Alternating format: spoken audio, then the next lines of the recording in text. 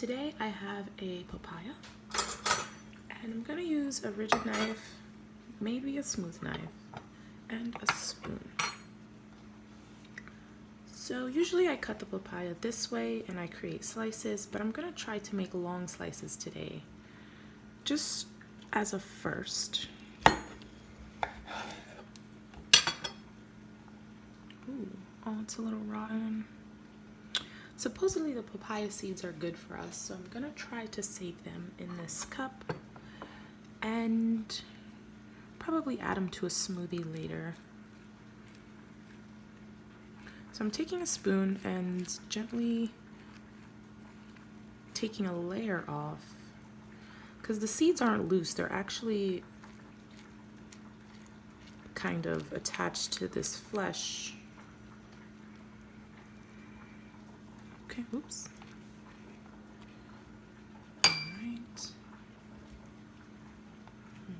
The next one I might actually keep just so it looks aesthetically appealing for the picture. But I don't think I'll ever eat them as they are. I'll most likely always blend them. So I'm first gonna cut this into 1/2. Oh, I'm lying. Okay, I'm actually gonna start it like this.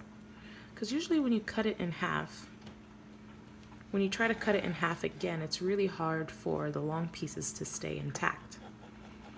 So when you start slicing them like this, see, that happens. I hate when that happens.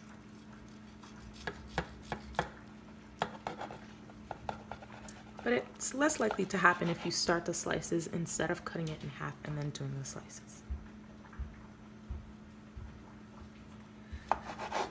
Okay, so there we have it. And this, you can peel off the skin, which I'll probably do to this one with a smooth knife. As you see, the skin is extremely thin, extremely soft, and extremely easy to just peel off. Like this. Don't know what this blue thing is.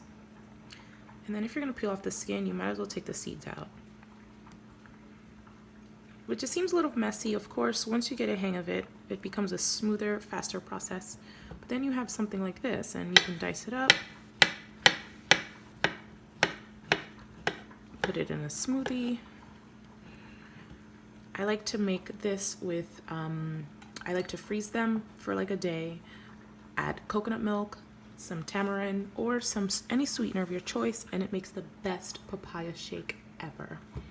So I'm gonna place these on a plate and be back.